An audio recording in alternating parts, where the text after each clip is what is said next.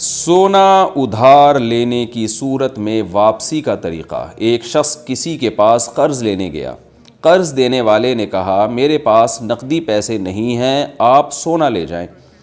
اور 1 سال بعد اتنا ہی سونا بنوا کے دے دیں، قیمت اوپر نیچے ہونے کا میں ذمہ دار نہیں ہوں، کیا اس طرح کرنا درست ہے یا نہیں؟ بلال احمد کوئٹہ سے۔ بالکل درست ہے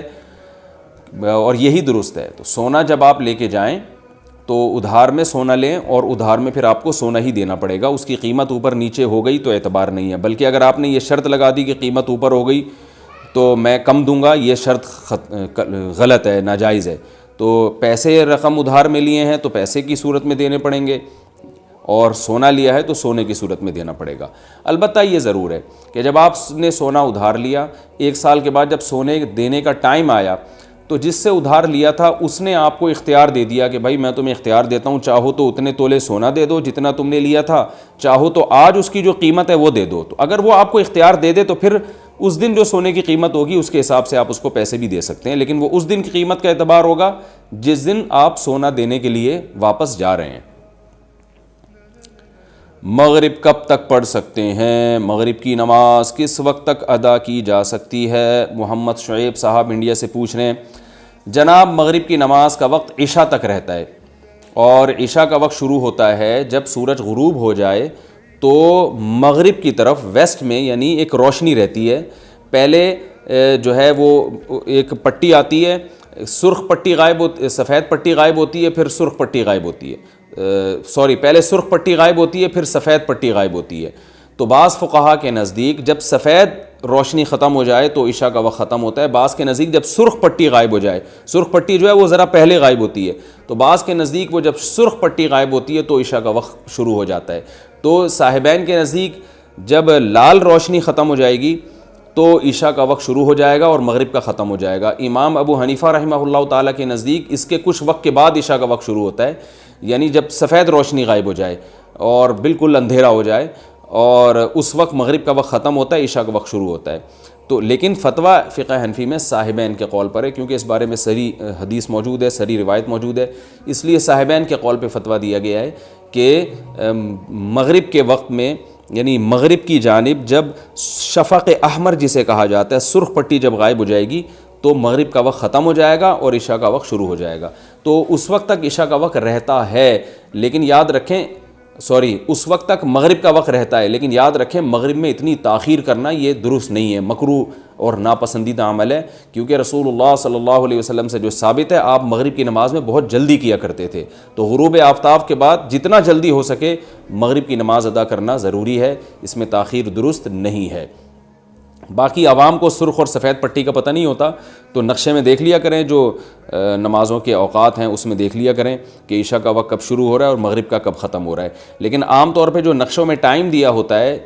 ہمارے انڈیا اور پاکستان میں خاص طور پر، اس میں امام ابو حنیفہ کے قول کے مطابق ٹائم دیا ہوا ہوتا ہے، یعنی عشاء کا ٹائم تھوڑا دیر سے شروع ہوتا ہے، جبکہ فتویٰ میں نے بتایا کہ وہ صاحبین کے قول پر ہے۔ تو جو عام طور پر انڈیا اور پاکستان میں نقشے چھپے ہوئے ہیں اس میں جو عشاء کا ٹائم شروع ہو رہا ہے تو انڈیا اور پاکستان میں اکثر اس سے 10-15 منٹ پہلے ٹائم شروع ہو چکا ہوتا ہے، تو اس لیے اس سے پہلے مغرب پڑھ لینا ضروری اور اس کے بعد عشاء پڑھنا جائز ہے۔ لیکن میں نے بتایا مغرب کی نماز میں اتنی تاخیر بہرحال درست نہیں ہے، تو کسی عذر سے ہو جائے سفر میں تو ایک الگ بات ہے، مغرب کی نماز جلدی پڑھنا سنت ہے۔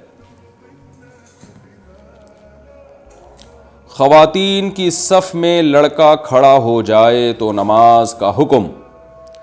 گھر میں دوران جماعت جب مردوں کی صف پوری ہو چکی ہو اور اگر کوئی 14 سالہ لڑکا پیچھے عورتوں کی صف میں کھڑا ہو جائے تو کیا صرف اس لڑکے کی نماز خراب ہوگی یا سب کی نماز خراب ہوگی؟ زبیر صاحب راولپنڈی سے۔ جب مرد اور عورتیں ایک امام کے پیچھے نماز پڑھ رہے ہوں تو جو اسی امام کے پیچھے مرد اگر کوئی اقتدا کر لے گا اور بالکل عورت کے ساتھ آ کے کھڑا ہو جائے گا یا عورت کے پیچھے بالکل اس کی سیدھ میں آ کے کھڑا ہو جائے گا تو اس مرد کی نماز فاسد ہو جائے گی۔ تو اس لیے حدیث میں آتا ہے اخرہن من حیث اخرہن اللہ، عورتوں کو پیچھے رکھو نماز میں، تو اسی وجہ سے خواتین کے لیے لازم ہے کہ وہ پیچھے کھڑے ہوں۔ جو مرد عورت کے ساتھ آ کے نماز میں کھڑا ہو جائے گا اسی نماز میں،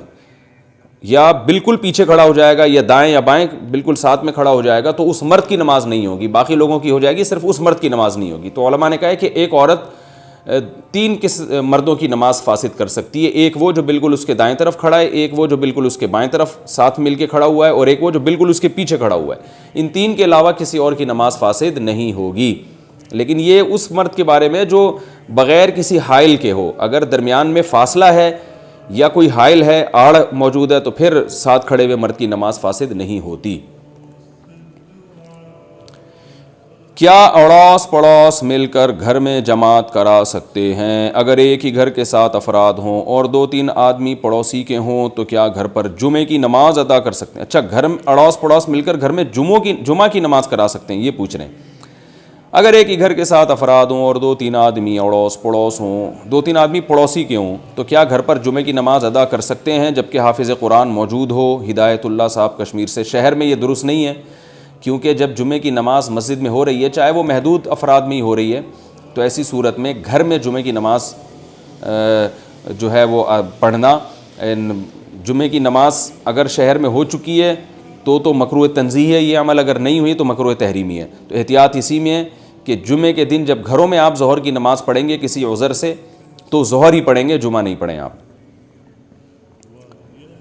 جمعے میں متعین افراد ہونا اذن عام کے خلاف ہے۔ آج کل جمعہ پڑھنے کے لیے اشخاص کی تعداد متعین کر لی گئی ہے، کیا یہ جمعہ کے لیے اذن عام کی شرط کے خلاف تو نہیں ہے؟ شیخ ریاض صاحب سری نگر سے پوچھتے ہیں۔ یہ درست ہے کہ فقہا نے یہ جمعے کی صحت کے لیے شرط لگائی ہے کہ اذن عام ہو، یعنی کھلی اجازت ہو، تو ہم نے تو محدود کر دیا 4-5 افراد، گورنمنٹ نے محدود کیا، ہم نے تو نہیں کیا، تو حکومت نے محدود کر دیا، تو اذن عام والی شرط تو نہیں پائی جا رہی۔ تو اس میں بات یہ ہے کہ ایک تو یہ شرط بعض فقہا ذکر کرتے ہیں، بعض ذکر نہیں کرتے، یہ اختلافی مسئلہ ہے، اور جب مسئلہ اختلافی ہو، مجتہد ہو، تو حکومت کے فیصلے کی وجہ سے جو حکومت جس پہ فیصلہ کر دے وہ نافذ ہو جاتا ہے۔ تو حکومت نے چونکہ 4-5 آدمیوں کو جمعہ پڑھنے کی اجازت دی ہے، تو گورنمنٹ کے اس لا اور قانون کی وجہ سے بالاتفاق اب سب کے نزدیک نماز درست ہو جائے گی، وہ اذن عام والی شرط رہے گی نہیں، معتبر نہیں رہے گی۔ تو اس لیے جب گورنمنٹ نے اجازت دے دی تو حکومت کی اجازت دینے کے بعد پھر مسجد میں 4-5 افراد بھی اگر جمعے کی نماز پڑھتے ہیں، یعنی امام کے علاوہ 4 افراد ہوں، تو وہ نماز ادا ہو جائے گی، جمعہ ادا ہو جائے گا۔